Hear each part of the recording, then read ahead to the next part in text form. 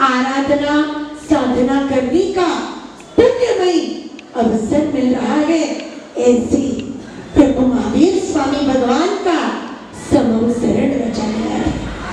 समूह शरण में अशोक वृक्ष के नीचे स्वर्ण की सिंहासन पर अनासक्त भावों से, अनासक्त भाव इसलिए विशेष रूप से ध्यान देने योग्य है क्योंकि कहाँ बैठी है वो महत्वपूर्ण नहीं है, हमारे पास क्या है वो महत्वपूर्ण नहीं है, उस पदार्थ से हमारा अटैचमेंट, ममत्व और परिग्रह कितना है वो मायने रखता है। सोने के सिंहासन पर बैठकर भी निर्लेप, निरागी, वितरागी, निस्पृही परमात्मा देशना का अमृत खा रहे थे।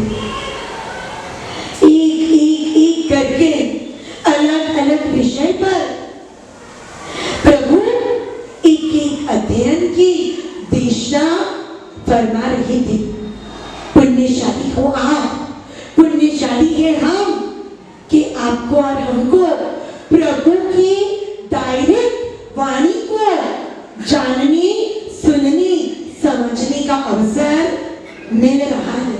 सच कहूं, दीक्षा के इतने सालों में उत्तराखंड सूत्र का स्वाध्याय कई बार किया, उत्तराखंड की संस्कृत भाषा की टीका का अध्ययन भी किया, लेकिन जब आगम प्रवचनमाला की बात आई तो जो अनुप्रेक्षा, जो चिंतन, जो गहराई में जाकर अर्थ को समझने का पुरुषार्थ करने का अवसर आया ना, तो जो आनंद हो रहा है वो अवर्णनीय है। उस आनंद को शब्दों में व्यक्त भी नहीं कर पाते। आनंद किस बात का? प्रभु की वाणी को पढ़ने, सुनने, समझने और सुनाने का अवसर मिला। एक दिन आगे बढ़ता है और प्रभु की एक शिक्षा मन में प्रतिष्ठित हो जाती है। कल किस विषय पे प्रभु की देशना का हमने चिंतन किया? अकाम मरणीय। कितना अध्ययन था? पांचवा अध्ययन। पांचवें अध्ययन में कुल 32 गाथाओं में प्रभु महावीर ने अकाम और सकाम दो टाइप के मरण का वर्णन किया। कामना, इच्छा, आत्मकल्याण की इच्छा से रहित है व्यक्ति और गुजर जाता है तो उसका मरण कौन सा? अकाम मरण। इच्छा ही नहीं जगा पाया, एक्चुअली जो करनी चाहिए थी वो। किराए के घर में रहते हैं, अपने घर में जाने की इच्छा, अपने घर में रहते हैं, बड़े घर में जाने की इच्छा, बड़े फ्लैट में रहते हैं, बंगले में जाने की इच्छा, मार्केट एरिया में रहते हैं, कॉलोनी में जाने की इच्छा, कॉलोनी में रहते हैं तो और डॉलर एरिया वाली पॉश सोसाइटी में जाने की इच्छा। इच्छाओं का कहाँ अंत है? लेकिन करने जैसी इच्छा करें तो बेड़ा पार हो सकता है, बाकी तो भव भ्रमण चालू का चालू ही है। 7 लाख पृथ्वी का है, 7 लाख ये क्या है? एक भाई मिले, उन्होंने कहा महाराज साहब मुझे एक तो आता है नौकार और दूसरा आता है 7 लाख। मैंने कहा बड़ी अच्छी बात है, लेकिन बाकी के सूत्र कब सीखोगे? तो कि महाराज साहब बाकी के सूत्र सीखने में कोई इंटरेस्ट नहीं। तो मैंने कहा बाकी के सूत्र सीखने में इंटरेस्ट नहीं और 7 लाख पृथ्वी का है, इतनी रुचि से आपने याद कर लिया कैसे? तो कि महाराज साहब पिया गणवारी आदत पड़ी है, वो 7 लाख, वो 14 लाख ऐसे शब्द आते हैं ना, जैसे मजा आता है, ऐसा लगता है बैटरी चार्ज हो रही है। मैंने कहा हे भगवान, ये रुपयों की बात नहीं है। उनको ऐसा लगता है पृथ्वी का के जीव मुझे 7 लाख देंगे, आप का के जीव मुझे 7 लाख 7 लाख रुपए नहीं, ये 7 लाख प्रकार के उत्पत्ति के स्थान है। जीव योनि, जीव योनि मतलब क्या? जीवों के उत्पन्न होने के स्थान, मतलब पृथ्वी काय के जीव 7 लाख टाइप की जगह पर उत्पन्न हो सकते हैं। 14 लाख मनुष्य एवं कार्य, 14 लाख मनुष्य मतलब मनुष्य 14 लाख प्रकार के उत्पत्ति के स्थानों में जन्म ले सकता है। ये उत्पत्ति के स्थान की बात है। ब्रह्मणा तो अनाधिकार से चालू है, लेकिन अनंत नहीं है। अनंत मतलब क्या? जिसका कभी भी अंत न हो। और अनादि मतलब क्या? आदि, आदि मतलब क्या? आदि मतलब प्रारंभ। अनादि मतलब जिसका प्रारंभ न हो, अनादि काल से चल रहा है, उसकी कोई शुरुआत न हो। अनादि को समझाने के लिए भगवान ने हाथी दांत की चूड़ी का उदाहरण दिया। एक तो होती है लाख की चूड़ी, हैदराबादी बेगम बाजारी चूड़ी, वो किस मटेरियल की होती है? लाख। अरे चूड़ी बाजार बन गया है ना। 17 साल पहले जो प्लाईवुड मार्केट था, अब पैर रखो तो पूरा चूड़ी बाजार बन गया। दुकानें प्लाईवुड की शिफ्ट हो गई और वहां चूड़ी वालों ने अपना व्यापार जमा लिया। तो ये जो चूड़ियां होती है, कहां से शुरू हुई और कहां खत्म हुई पता चलता है। पॉइंट होता है इसका, ज्वाइंट करने का एक निशान दिखता है। लेकिन हाथी दांत में से जब चूड़ा बनाया जाता है, कोई शुरुआत कोई अंत, तो क्या हाथी दांत बना ही नहीं? हाथी दांत बना ही नहीं, बना जरूर है, लेकिन उसका स्टार्टिंग पॉइंट ये है ऐसा कोई कह सकता नहीं। क्यों?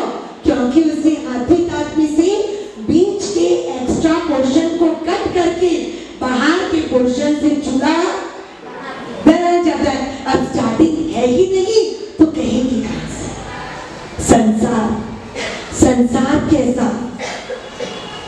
संसार कैसा? तो कहा अनादि, कोई स्टार्टिंग नहीं। अपनी आत्मा कब बनी, अपनी आत्मा कब जन्मी? तो कि कभी नहीं बनी, कभी नहीं जन्मी। अनादि काल से आत्मा का अस्तित्व है और है। तो अंत कब होगा? अंत कब होगा? आत्मा का अंत कभी होगा? सोच के बोलना। मोक्ष होगा वो अलग पॉइंट है। आत्मा का अंत होगा क्या? हो सकता है? इम्पॉसिबल। अनादि है और अनंत है। लेकिन संसार में जो भटक रहे हैं ना, वो भटकन, वो रखड़ने की क्रिया, वो अनादि है, लेकिन अंत है। वो अनंत नहीं। रखड़ना, भटकना, संसार में घूमना, ये बंद हो सकता है। कब बंद होगा? अब बोलिए मोक्ष में जाने से। कब बंद होगा? मोक्ष में जाने से। मोक्ष का सुख कैसा और संसार का दुख कैसा? आपको कोई पूछे तो आपको कहना होगा संसार का दुख अनादि, अनादि, लेकिन शांत है, मतलब अंत सहित है। उसका अंत कभी न कभी तो जरूर होगा, क्योंकि हम मोक्ष में कभी न कभी तो जाने की इच्छा है सचमुच इच्छा है।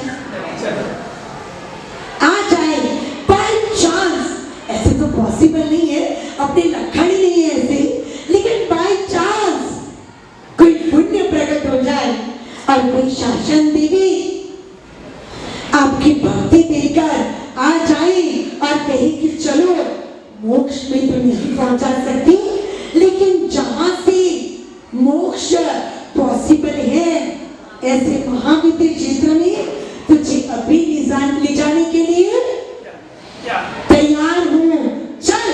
क्या कहोगे? क्या कहोगे? हे भगवान, पारस जी ने क्या है, अब गंगा नहा ली ना, तो भी गंगा नहाने के बाद भी तैयार हूँ।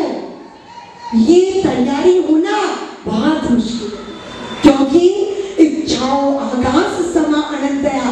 प्रभु महावीर ने फरमाया इच्छाएं कैसी, आकाश के समान अनंत। अभी तो बेटे बेटी परिणाना बाकी है, उनकी शादी हो जाए, पोते पोती देखना, फिर बड़े हो जाए। बोलिए क्या इच्छा है?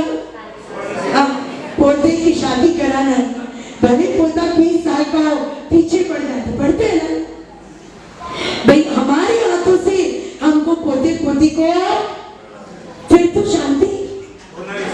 हाँ, सोने की सीढ़ी चढ़ना है। हे भगवान, इच्छाओं का कोई अंत ही नहीं। ये तो अच्छा है, अब सोने की सीढ़ी के बाद डायमंड की सीढ़ी तक आयुष्य रहता नहीं। समझ गए ना? बाकी तो अगर आयुष्य प्रबल, देखो इच्छाएं कभी पूरी नहीं होने वाली। प्रभु ने क्या फरमाया, इच्छाओं पर नियंत्रण करे वो आत्मविजिता। जो इच्छाओं के अधीन हो जाए उसका भव भ्रमण कभी रुकने वाला नहीं। संसार के चक्र से पार पाना है। अनादि है दुख, लेकिन अनंत नहीं। दुख अनंत नहीं, हम चाहिए तो उसका अंत ला सकते हैं। साधना करें, सिद्ध बन जाए, दुखों का अंत हो जाए। संसार का दुख कैसा? बोलिए, अनादि और शांत। शांत मतलब जिसका अंत है। और मोक्ष का सुख कैसा? मोक्ष का सुख कैसा? अनादि है नहीं, उसकी तो स्टार्टिंग होती है। अपनी आत्मा जब मोक्ष में जाती है ना, तब उस सुख की शुरुआत होती है। मतलब सादी, सादी सा आदि, आदि के सहित, प्रारंभ सहित जो होता है वो होता है सादी। और उसका अंत होगा क्या? एक बार कोई जीव शुद्ध बन जाए, बुद्ध बन जाए, सिद्ध बन जाए, फिर उसे दुनिया में वापस आना पड़ेगा। अमेरिका गया हुआ व्यक्ति वापस आ सकता है, कनाडा गया हुआ व्यक्ति वापस आ सकता है। क्यों? क्योंकि वो इस लोक की बात है। और मोक्ष में गया हुआ व्यक्ति क्यों आएगा भाई वापस? क्यों आएगा? है क्या यहाँ पर? है क्या? दुख, दुख और दुख। प्रभु ने इस दुखमय संसार से निकलकर शाश्वत सुख को पाने का मार्ग बताया। ऐसा सुख जो साधी तो हो लेकिन अनंत हो। शब्द ध्यान में रख लेना। क्या क्या शब्द आए? एक तो आया अनादि, दूसरा शब्द आया शांत, तीसरा शब्द आया सादी, और चौथा शब्द आया अनंत। बराबर? संसार का दुख कैसा? मैं नहीं बोलूंगी, आप लोग बोलोगे। संसार का दुख कैसा? अनादि और शांत। मोक्ष का सुख कैसा? सादी और बिल्कुल से। ये शब्द है ना, बोलने की कोशिश की, क्योंकि क्या होता है मालूम, सुनी हुई चीज से भी ज्यादा बोली हुई चीज याद रह जाती, और उससे भी ज्यादा लिखी हुई चीज याद रह जाती। अब आज का जो छठवां अध्याय, नाम क्या? गाथा कितनी? नाम है शुल्लक। क्षत्रिय का जो क्ष होता है ना, वो क्ष, उसमें ऊ की मात्रा, और डबल लॉक का शुल्लक। शुल्लक मतलब छोटी साधु साधु, शुल्लक मतलब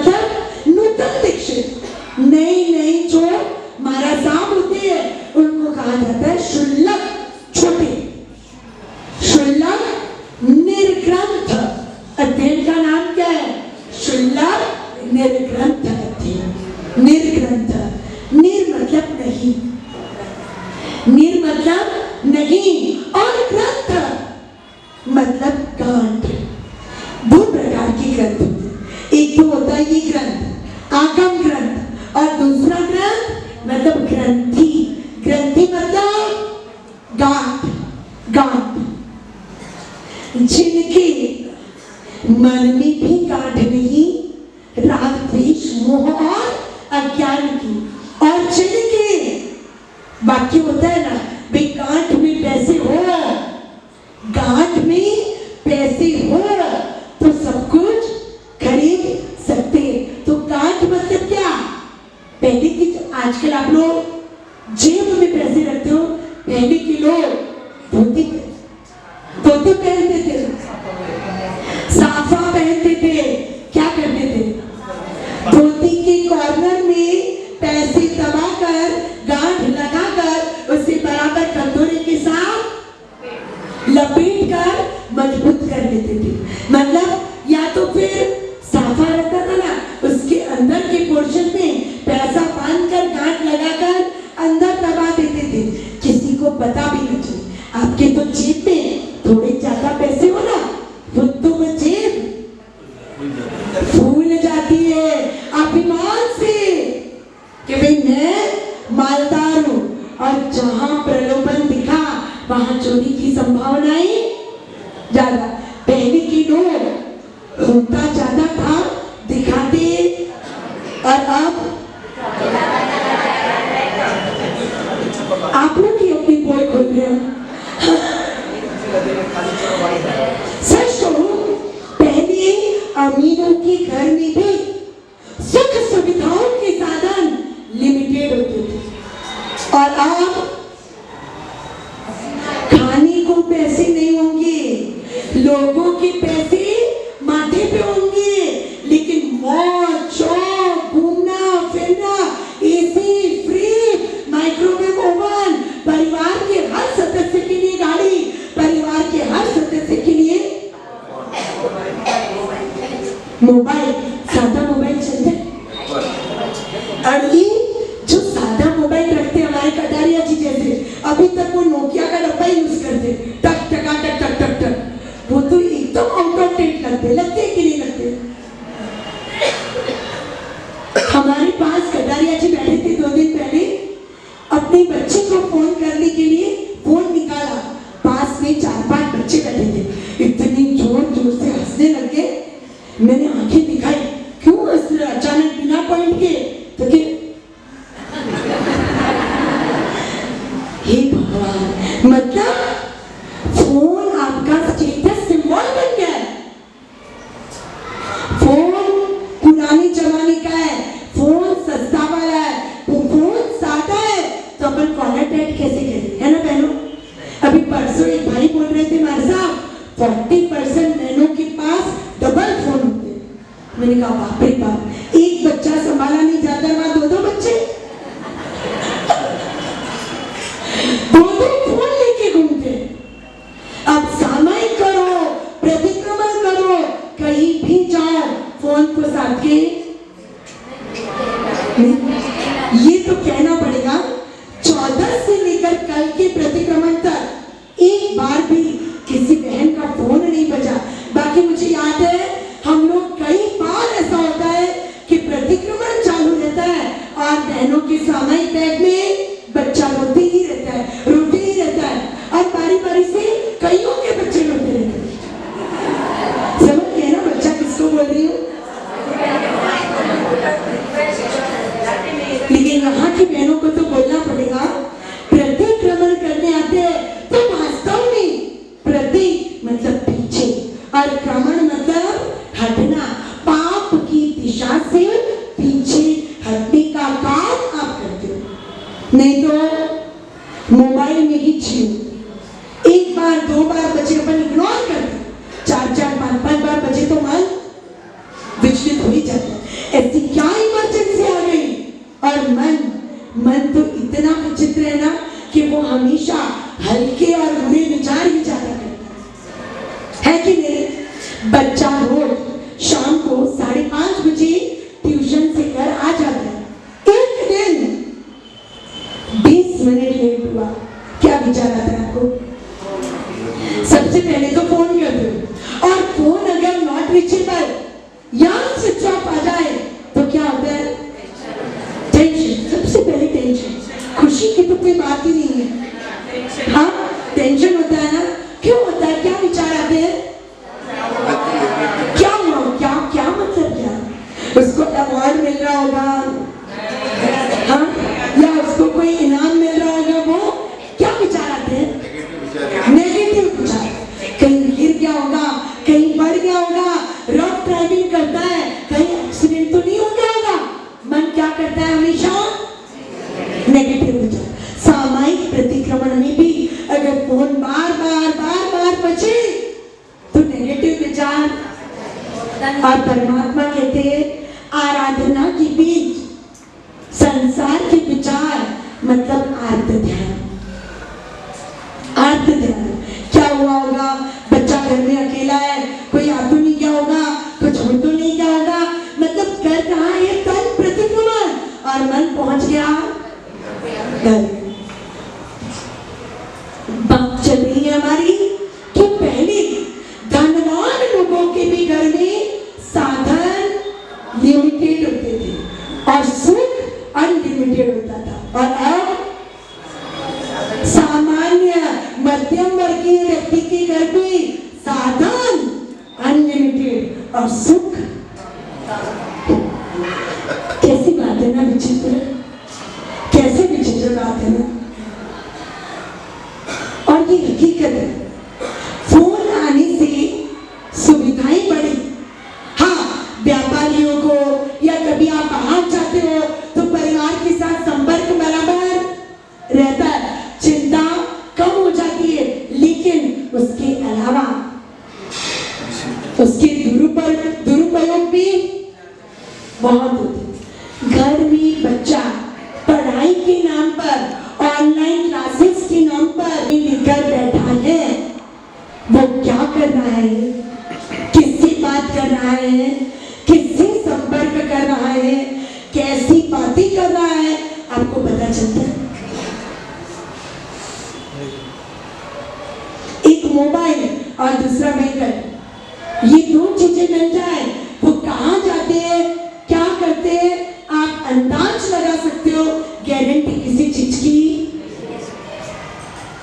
लेकिन करी क्या? साधन नहीं तो प्रॉब्लम और तो प्रॉब्लम। पहले एक कहावत थी कि भाई शादी मतलब क्या? तो कि लक्कड़ का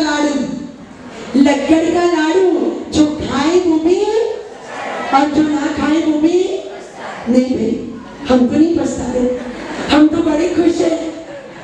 हम तो बड़े खुश है कि हमें प्रभु का मार्ग मिला, प्रभु का ये महाव्रत वाला वेश मिला। सिर्फ वेश को नमन नहीं। ये बात मैं बार बार बोलती हूँ। कुछ लोग ऐसे वाक्य बोलते हैं, हम तो भाई महावीर के पचेरी को वंदन करते, वेश को वंदन करते। सिर्फ वेश को वंदन नहीं, इस वेश के साथ महाव्रतों की जिम्मेदारी आती है। इस वेश के साथ जीवन में पाप से बचने के कई कल्याणकारी नियम गिफ्ट में मिलते हैं। उन नियमों का, उन महाव्रतों का पालन करते हैं। इसलिए साधु साध्वी जी वंदनीय है। खाली ड्रेस पहनने से अगर कोई पूजनीय या वंदनीय बनता तो फैंसी ड्रेस कंपटीशन में सब बच्चे मारा सबका ड्रेस पहन लेते। हो सकता है क्या ऐसा? क्या आप उन्हें वंदन करो? बिल्कुल नहीं। प्रभु महावीर ने उत्तराध्ययन के 6वें अध्ययन में शुल्लक निर्ग्रंथ अध्ययन में साधु साध्वी जी भगवंतों के लिए निर्ग्रंथता क्या होती है उसका उपदेश दिया।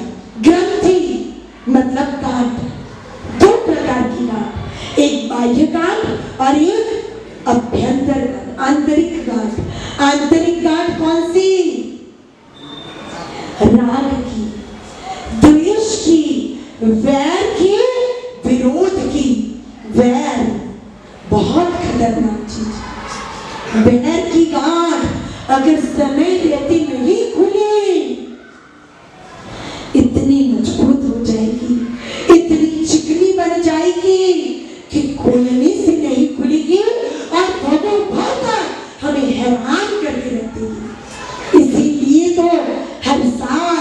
पर्युषण पर्व पधारते। इसीलिए तो हर साल संवत्सरी के दिन क्या करते हैं?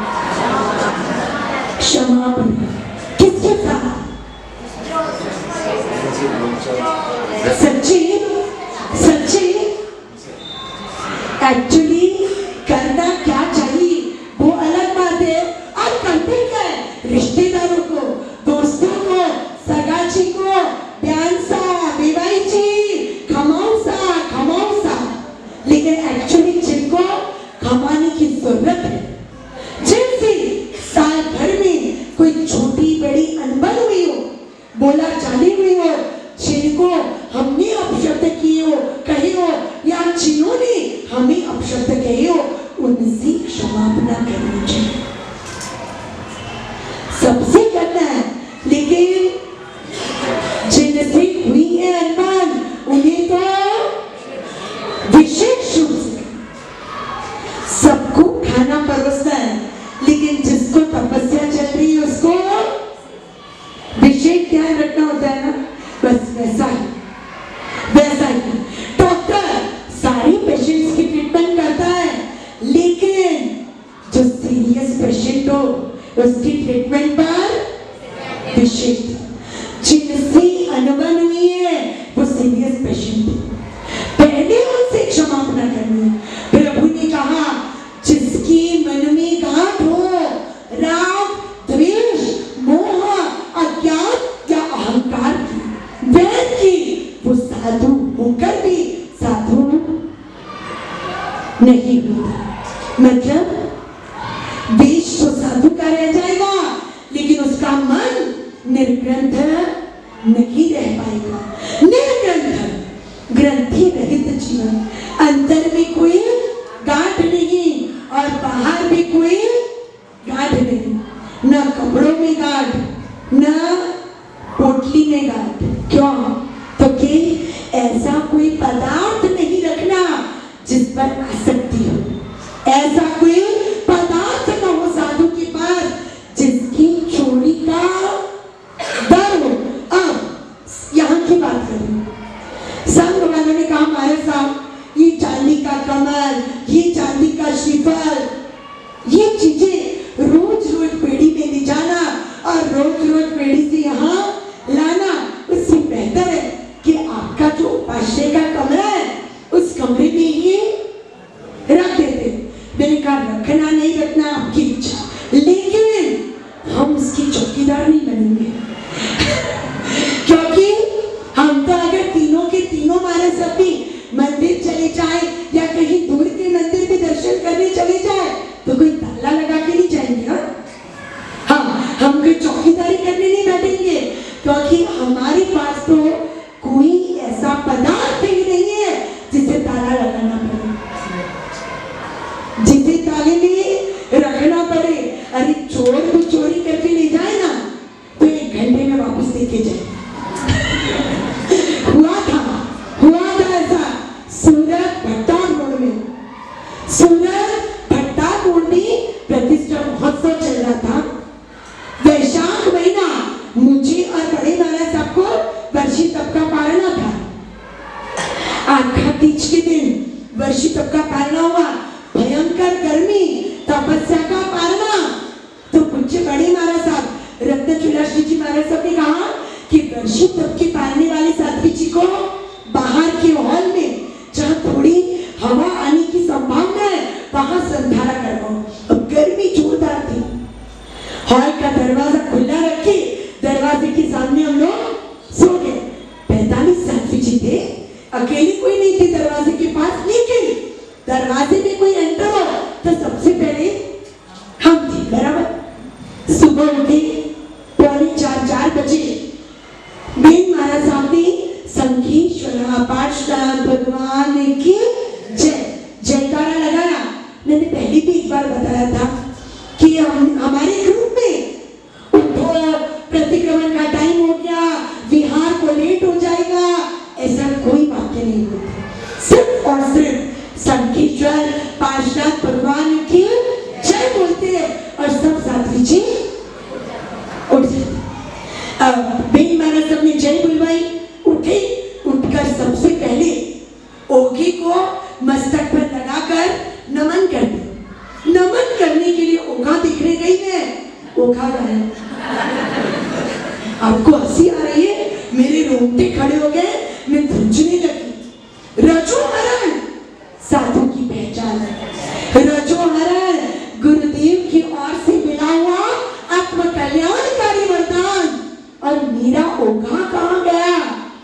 यहाँ वहां देख रही हूँ, अंधेरे में मिल नहीं रहा। सब साध्वी जी सामूहिक प्रतिक्रमण के लिए बीच में एकत्रित हुए और मैं बीच में खड़े होकर रोने लगी। मेरा ओघा ही नहीं मिल रहा, मेरा ओघा ही नहीं मिल रहा। प्रतिक्रमण रह गया एक साइड में। अब कम से कम 7-8 साध्वी जी उपाश्रय से बाहर निकलकर इधर उधर ढूंढने लगे। 20 मिनट तक ढूंढा ओघा। अब क्या करें? प्रतिक्रमण करना है, क्रियाएं करनी है, बिना ओघे के क्या करें?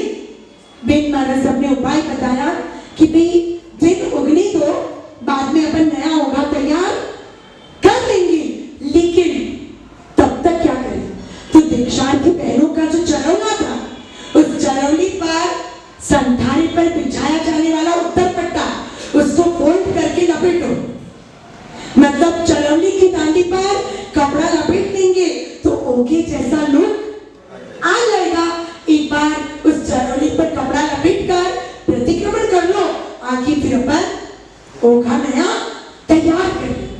रोते रोते मैंने प्रतिक्रमण किया। प्रतिक्रमण बड़ियन करके जैसे ही साध्वी जी भगवान बाहर निकले, दरवाजे के पास ओघा और एक दूसरे महाराज साहब की पात्रे की जोड़ और एक महाराज साहब का किताबों का दफ्तर, वो तीनों चीजें दरवाजे के सामने लाकर रखी हुई। समझे आप कुछ? कोई चोर पात्रे के पूरे बंच को, पात्रे के पूरे गुच्छे को माल समझकर ले गया होगा। उसे लगा होगा कि ये लोग संभाल संभाल कर अपने पास रखते हैं, तो जरूर उसमें कुछ सोना चांदी होगा और किताबों का दफ्तर वजनदार, तो उसको लगा होगा इसमें कुछ सोने चांदी के बिस्किट या पैसे जैसे कुछ मिल जाए। बेचारा लेकर तो गया, लेकिन थोड़ी ही देर में क्या काम आएगा उसको पात्रा, क्या काम आएगा उसको हमारी ग्रंथ, और क्या काम आएगा उसको ये रजोवरण वापिस लाकर। ये कमाल है जैन धर्म के संयम जीवन की। उपकरण आत्मा पर उपकार करे, लेकिन संसार के किसी काम न आए, उसका नाम उपकरण। और आपकी चीजें क्या? अधिकरण, नीचे ही नीचे दुर्गति में ही ले जाए वो सारी चीजें। इसलिए श्रावकों को भी प्रभु ने समझाया कि किसी को गिफ्ट देना ही है कभी तो पापकारी जीव हिंसा में निमित्त बने, ऐसे कोई पदार्थ की गिफ्ट या प्रभाव ना करनी चाहिए। कैंची, nail cutter, mixer and grinder, ऐसी कोई भी चीजें शादी ब्याह में भी कभी गिफ्ट देना नहीं चाहिए। क्यों? हिंसा करेगा, उसमें आपकी भी पार्टनरशिप चालू रहेगी और निरर्थक। देखो, जो काम करना पड़ता है, जो काम किए बिना जीवन नहीं चलता, वो तो आपकी मजबूरी है। खाना बनाना, परिवार के लिए कमाना, परिवार के लिए प्रवृत्ति करना, वो आपकी मजबूरी है। लेकिन निरर्थक दूसरों को पाप की प्रवृत्ति में सहायक बनकर घोर पाप क्यों बांधे? निर्ग्रंथ जिन चीजों को संभालना पड़े, ताला लगाना पड़े, जिन चीजों की चौकीदारी करनी पड़े, ऐसा कोई पदार्थ साधु जीवन में नहीं चलता। दीक्षा की छाप आपने कभी देखी? मुमुक्षु की छाप देखी? क्या क्या होता है उनमें? उपकरण के बारे में आप कितना जानते हो? उसकी एक छोटी सी टेस्ट। छाप में क्या क्या होता है? दीक्षा की छाप में क्या क्या होता है? बोलिए। हाँ, क्या होता है? जोर से बोलिए। ओघा, पहली चीज ओघा, दूसरी चीज मुपत्ति, तीसरा आसन, चौथा हाँ कपड़े, साधु के लिए चोलपट्टा कपड़ा, साध्वी जी के लिए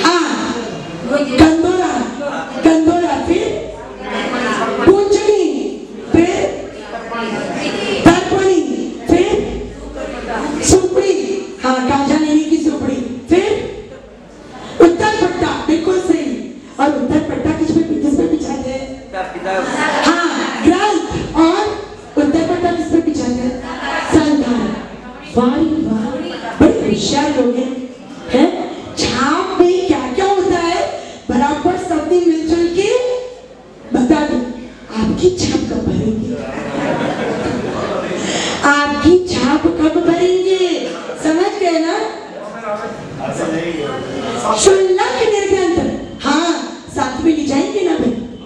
हाँ, साथ में ले जाने के लिए पूछ रही हूँ कि आपकी छाप कब कहाँ गई? हाँ, देखिए आपकी छाप पड़ने का भाव मन में जगा लेना, क्योंकि यही वो छाप है। देखो शादी भी होती है ना तो बहुत छाप सजाते हैं, बहुत टोकरियां सजाते हैं, बहुत गिफ्ट सजाते हैं, फ्रूट, ड्राई फ्रूट, मिठाइयाँ, कपड़े, गहने, अंटूस फंटूस, बहुत चीजें जमा करते हैं। कॉस्मेटिक्स दीपा पुत्री पहले मैंने सोचा था अंटूस फंटूस में सब आ जाएगा, लेकिन उन्होंने अलग से मेंशन किया, और जरूरी है भाई लीपा पोती के बिना तो। देखिए शादी की जो छाप होती है ना, वो पूरी की पूरी छाप शरीर से जुड़ी होती है, और संयम की जो छाप होती है ना, वो पूरी की पूरी आत्मकल्याण से जुड़ी होती है। ये फर्क है संसार और संयम में। प्रभु दादेन के 6वें अध्याय में 17 गाथा, सिर्फ 17 गाथा, 17 गाथा का छोटा सा अध्ययन, लेकिन बात इतनी पते की समझा रही है। न अंदर काट चाहिए न बाहर काट चाहिए। साधु का जीवन कैसा? सीधा सरल, जो मन में वो होठों पर, और जो होठों में वो ही मन में, अंदर कुछ और। ड्यूल सिम तो चल जाते हैं मोबाइल में, ड्यूल सिम तो चल जाते हैं मोबाइल में, लेकिन आत्मकल्याण के लिए ड्यूल पर्सनालिटी नहीं चलती। प्रभु ने फरमाया आत्मकल्याण करना है अगर आपको अपना, तो क्या करना होगा? क्लियर कह दिया प्रभु ने, अपना सच्चा निसच्चा। अपना मतलब अपने आप, सच्चा मतलब सत्य, निसच्चा मतलब खोजो, ढूंढो, गवेषणा करो। किसकी? सत्य की। शाश्वत सत्य क्या है? आत्मकल्याण का तथ्य क्या है? मेरी आत्मा के लिए पथ्य क्या है? इन चीजों की खुद गवेषणा करो। प्रभु ने कभी ऐसा नहीं फरमाया कि मैं कह दूं और तुम आंखें बंद करके मान लो। प्रभु ने कहा मैं कहता हूं, हर अध्ययन की बात तिब्बीमी शब्द आता है, मतलब इस प्रकार कहता हूं। लेकिन साथ ही साथ प्रभु ने कह दिया कि सत्य बता तो दूंगा मैं, लेकिन उस सत्य को स्वीकार करने के लिए आपको झगड़ना होगा, आपको खोजना होगा। खुद जब खोजते हैं तब उस पदार्थ की वैल्यू समझ में आती है। कहते हैं ना, एक तो होती है बाप दादा की कमाई हुई संपत्ति, और दूसरी होती है खुद की मेहनत से कमाई हुई संपत्ति। वैल्यू किसकी ज्यादा होती है? पता है ना आप लोगों को? आपने मेहनत की, आपने कमाया, तो आपको खर्चा करने के वक्त भी ध्यान रहता है कि जहां 5 लाख से काम होता है वहां 7 का खर्चा न करें। और जो बच्चे जन्मते ही चांदी का चम्मच मुंह में लेकर दुनिया में आगे बढ़ते हैं, उन बच्चों को कहोगे आप कि भाई ये काम 5 में हो जाता है, तो वो क्या कहेंगे? कंजूस है पापा, तो कंजूस है दादाजी। तो उनको समझ में नहीं आता है कि 7 के बदले 9 खर्चेंगे ना तो मजा ही कुछ। आप 7 के बदले 5 में होते हो, और वो 7 के बदले क्यों? सरलता से मिल गया ना, रेडीमेड मिल गया ना, इसलिए उसकी कदर नहीं होता है। खुद बनाओ मेहनत करके, और एक रोटी भी वेस्ट जाए फेंकने में तो कितना जीव जलता है। एक रोटी भी पर वेस्ट जाने देते क्या? खाखरा सेक लेंगे, गाय कुत्ते को खिलाने की कोशिश करेंगे, लेकिन व्यर्थ कचरे के डब्बे में फेंकेंगे, और वो सरलता से मिलता है। तब अब इस विषय पे मैं ना बोलूं उतना ही अच्छा है। अकलमंद को इशारा, एक अन्न का दाना भी अगर आप झूठा छोड़ते हो तो याद रखना आप अपने पुण्य का तिरस्कार कर रहे हो। एक एक पदार्थ, एक एक कण पुण्य खर्च होता है तब मिलता है। सामने वाले का पैसा खर्च हुआ वो बात अलग, लेकिन साथ साथ आपका पुण्य खर्च हुआ। ध्यान में आया? पुण्य का प्रोडक्शन तो कम, पुण्य की इनकमिंग तो कम और आउटगोइंग कैसे चलेगा? कैसे चलेगा? कोई भी संस्था या कोई भी व्यापार, कोई भी काम इनकमिंग कम और आउटगोइंग ज्यादा हो तो लंबा चल सकता है? नहीं ना। तो फिर पुण्य का खर्च करते हो आप हर सुख की, हर पदार्थ के उपभोग की। प्रभु ने फरमाया एक एक कण अपने मन जितने पुण्य को धोकर साफ कर देता है। जागरूकता होनी चाहिए। प्रभु ने फरमाया कल्याण करना है आत्मा का, जाग जाओ, अपना सच्चम से खुद सत्य को खोजो, खुद गवेषणा करो। और उसके बाद दूसरा पॉइंट फरमाया प्रभु ने, नित्यम भूयेषु कप्पै। एक तो ढूंढ लो सत्य,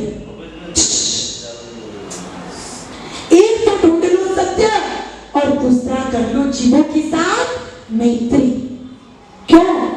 जिसे सत्य समझ में आ गया, जिसे सम्यक ज्ञान प्रकट हो गया ना, वो कभी भी दूसरे जीवों को दुख देकर, दूसरी जीवों की हिंसा करके अपनी आत्मा को दुर्गति की ओर धकेलेगा नहीं। मतलब क्या करेगा? सब जीवों से मैत्री भाव जगाएगा।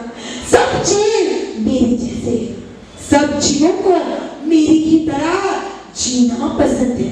मेरा कोई अधिकार नहीं कि मैं किसी प्राणी के प्राण हरण कर लूं।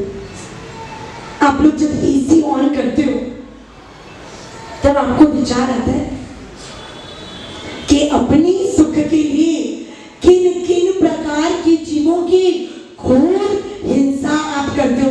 किन किन जीवों की हिंसा होती है एसी यूज करने में? बताइए तो चिंतन करके। कौन कौन से? देव का, पृथ्वी का, फिर आप लोग बोलिए, सोच कर बोलिए। आपका मतलब क्या? पानी की जीव। पानी की जीवों की विरासत होती है, डेफिनेटली होती है। दूसरे नंबर पर तेऊकाय मतलब अग्नि और इलेक्ट्रिसिटी की जीव। सीधी बात है ना, इलेक्ट्रिसिटी से ही तो एसी चलता है। इलेक्ट्रिसिटी जनरेट करने के लिए, इलेक्ट्रिसिटी उत्पन्न करने के लिए भी सिर्फ तेऊकाय और अपकाय की जीवों की नहीं, सिर्फ वायुकाय की जीवों की नहीं, असंख्य लाखों करोड़ों असंख्य पंचेंद्रिय जलचर जीवों की हिंसा होती है, तब इलेक्ट्रिसिटी उत्पन्न होती है। कैसे? आपने कभी इलेक्ट्रिसिटी उत्पन्न होने के स्थान को देखा? एक तो होती पवन चक्की, वो चीज अलग है। पवन चक्की से लिमिटेड इलेक्ट्रिसिटी उत्पन्न होती है। बाकी अधिकांश इलेक्ट्रिसिटी पानी का जोरदार प्रवाह नीचे गिरता है और वहां नीचे बड़ा चक्र जैसा बड़ी मशीन होती है, एकदम बड़े चक्र जैसी। वो मशीन जैसे ही पानी गिरता है धड़ धड़ धड़ धड़ घूमना चालू होती है और वो मशीन जितनी जोर से घूमेगी उतनी ज्यादा बिजली उत्पन्न होगी। अब आप कल्पना कर सकते हो उस पानी में जलचर जीव होते हैं, उनके लिए वो चक्र क्या बन जाएगा? Mixer and grinder. हर रोज कुछ घंटों के बाद उस मशीन को रोकना पड़ता है, पानी के प्रवाह को रोकना पड़ता है और रोज हजारों टन मांस के लोथड़े उस चक्र के आरों के बीच में जो फंसे हुए होते हैं उन्हें निकाल कर साफ करना पड़ता है। कल्पना करते हो, इलेक्ट्रिसिटी तो इतनी कॉमन हो गई है ना कि उसके बिना जीवन सोच ही नहीं सकते अपन। अरे 1 घंटा करंट चले जाए, दुनिया ऊपर के नीचे हो जाए, ऐसी अनुभूति अपने को होती है। और उसमें भी उस वक्त अगर मोबाइल की बैटरी लो हो तो हालत एकदम। एक वाक्य पढ़ा था मैंने, व्यंग लेकिन वास्तविकता थी। मोबाइल की बैटरी जब 3%, 2%, 1% पे पहुंचती है तब इंसान चार्जर की ओर ऐसे भागता है जैसे किसी सीरियस पेशेंट को लेकर उसके परिवार का व्यक्ति दौड़ता है, स्ट्रेचर पर उसको लिटाकर, तो चिंता मत कर, मैं हूं ना, मैं तुझे कुछ होने। सच को ऐसे ही होता है कि नहीं? मोबाइल को बोलते हैं तो चिंता मत कर, मैं हूं ना, मैं तुझे स्विच ऑफ होने। हे भगवान, दिमाग की स्विच ऑफ हो गई। इलेक्ट्रिसिटी के उत्पादन में घोर हिंसा। कम से कम उपयोग की बात, जागरूकता तो आ जाए अपने में, जागरूकता तो आ जाए कि हम जो कर रहे हैं उसके पीछे जीव हिंसा हो रही है। आपका है, देव का है और वायु का है। रूम की जो नॉर्मल हवा, उसको एकदम ठंडी हवा के थपेड़े लगते हैं। कोमल वायुकाय के जीव उसी क्षण मृत्यु हो जाती है। प्रभु ने फरमाया, अपना सच्चमी शिक्षा मृत्युम हुई सुखम। अपने आप सत्य को खोजो और जीव मात्र के प्रति मैत्री का भाव बढ़ाओ। क्या होगा उससे? क्या होगा उससे? ज्ञानस्य फलम विरति। ज्ञान का फल क्या? विरति। ज्ञान आया तो इंसान पापों से अटकेगा, पापों से अपने आप को बचाकर आत्मकल्याण के पथ पर बढ़ने का पुरुषार्थ करेगा। प्रभु के सामने प्रश्न आया, प्रभु के सामने प्रश्न आया कि प्रभु, ज्ञान से मुक्ति हो जाती है ना, तो फिर क्रिया करने की जरूरत है। प्रभु ने कहा, ज्ञान क्रियाभ्याम मोक्ष। ज्ञान और क्रिया दोनों का परफेक्ट कॉम्बिनेशन होगा तो ये मोक्ष। सिर्फ बातें करने से कल्याण नहीं होने वाला, सत्ज्ञान के साथ सदाचरण भी जरूरी है। आचरण सत हो वो भी जरूरी है। एक बार छगन को कहती है, मैंने पहले भी एक बार आई थिंक पोस्ट 10वीं के टाइम पे जो प्रवचन चले थे, उन प्रवचनों में भी मैंने जंगू का ये दृष्टांत बताया था कि जंगू ने एक दिन सुबह छगन को कहा, आज दोपहर के खाने में पूरन पोली बनेगी। छगन की फेवरेट पूरन पोली। सुबह से नाश्ता नहीं कर रहा। कई लोग होते हैं, हम लोग बनारस में थे, बनारस हिंदू यूनिवर्सिटी में 7 महीने संस्कृत साहित्य के निर्माण की ट्रेनिंग लेने के लिए, पढ़ने के लिए हमें गुरुदेव ने वहां रखा था। वहां की एक प्रोफेसर थी, वो रविवार को जब गुरुदेव की निष्ठा में पार्श्वनाथ भगवान की जन्म कल्याण भूमि बेलूपुर में कार्यक्रम होते थे ना, उन सारे कार्यक्रमों के बाद जिमने जाती थी। अब ठीक है, प्रोग्राम है, जिमने जाती थी। एक रविवार को सुबह उसकी छोटी सी बेटी मेघा हमारे पास आई और बोलती है, साहिब जी मेरी मम्मी को बोलो ना नाश्ता बनाए। मैंने कहा, भाई ऐसी बातें हम बोले क्या मम्मी को कि नाश्ता बनाओ? माँ को खुद को पता लगता है ना मेरे बच्चे को कब क्या चाहिए।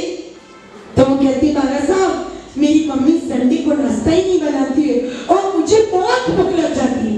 तो मैंने उसकी मम्मी को बुलाया और पूछा, आपकी बच्ची कुछ बोल रही थी नाश्ता उन्होंने कहा महाराज साहब दोपहर को चीमन में चिमने जाना। तो मैंने कहा वो तो मुझे पता है कि आप जाने वाले हो। तो कि महाराज साहब दोपहर को चिमने जाना है, उस दिन सुबह हमारे घर में मैंने सिस्टम रखी है, सिर्फ चाय दूध बनेगा, कोई नाश्ता। क्यों आप सब हंसने लगे ना, मतलब आपको पता है क्यों? तो कि नाश्ता किया हुआ होगा तो मिठाई थोड़ी कम खा सकेंगे, नाश्ता नहीं किया होगा तो बराबर ठोक सकेंगे गुलाब जामुन, ठोक सकेंगे मिठाइयाँ, इसलिए कि नाश्ता बनता। हे भगवान, छगन भी ऐसा ही था। पूरण पोली जिस दिन बनने वाली होती थी ना, नाश्ता नहीं करता था, सुबह से इंतजार करता था 12 बजेंगे पूरण पोली खाऊंगा। 12 बजते टेबल पे बैठ गया, झमकू मैं तैयार हूँ। झमकू के रसोई में तैयार है, कैसे लाना भाई जल्दी पूरा। झमकू ने परोसना शुरू किया, रोटी परोसी, सब्जी परोसी, कचुम्बर परोसा, चटनी परोसी, अरे काकड़ी और टमाटर भी रख दिए, लेकिन पूरण पोली आई। अब रोटी कौन खाए, पूरण पोली हो तो छगन ध्यान से देख रहा है, अभी आएगी अभी आएगी। दूसरी रोटी, तीसरी रोटी, अब छगन से लेना आ गया। झमकू तूने कहा था ना आज पूरण पोली बनेगी। झमकू ने जोर से कहा बनाई तो है, तो कि परोसेगी कब, तो कि 3 दिन तो परोस दी। छगन की तो रोटी है, पूरण पोली का, तो कि मैंने तो पूरण पोली परोसी, तुमको नहीं दी कि उसमें मेरा क्या दोष। छगन ने कहा इसको प्रैक्टिकली बताना पड़ेगा। उसने रोटी उठाई, खाई, एक भी नहीं दिया। 3 आ गई थी थाली में, लेकिन एक भी रोटी उसने उठा के बताई। झमकू जरा देखना तो ये पूरण पोली है क्या। झमकू ने देखा, हे भगवान, उसे याद आया कि मैंने तो बहुत बड़ा घोटाला कर दिया, लेकिन मियाँ गिरे तो गिरे, टंगड़ी तो ऊंची रहनी चाहिए। झमकू ने क्या कहा पता है, मैंने तो पूरण पोली ही बनाई है, मैंने तो आपको थाली में पूरण पोली ही परोसी है। हाँ इतना है कि मेरी फ्रेंड के साथ बातें करने में मैं पूरण डालना बनाई क्या है मैंने, पूरण पोली, और पूरण डालना, लेकिन परोसी तो मैंने। हे भगवान, बनाई मिर्ची भजिया और मिर्ची डालना, बनाई केला बड़ा और केले का मसाला डालना, वैसी हालत है ना। सावधान, झमकू की चतुराई पर या मूर्खता कहो, उस पर हंसने वाले हम सामायिक में कहीं समता डालना तो नहीं भूल रहे ना।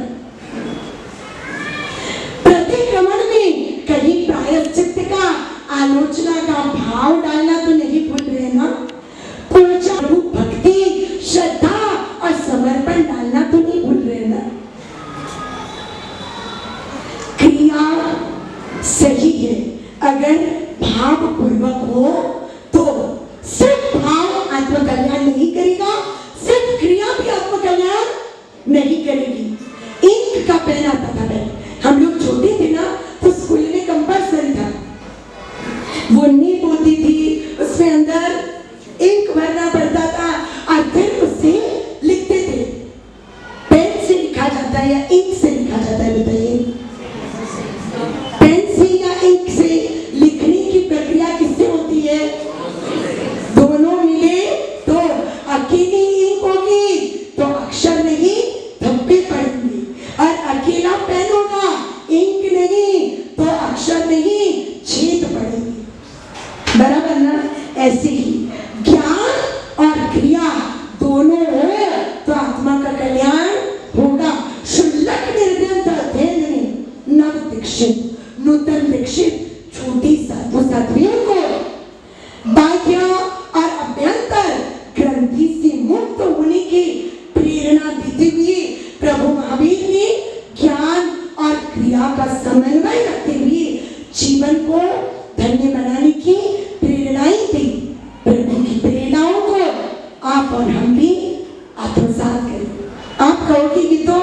नूतन दीक्षित साधु साध्वी के लिए है ना, हम तो एकदम रिलैक्स हो जाए। नहीं, इन फ्यूचर आपको भी इसी मार्ग पर आना होगा।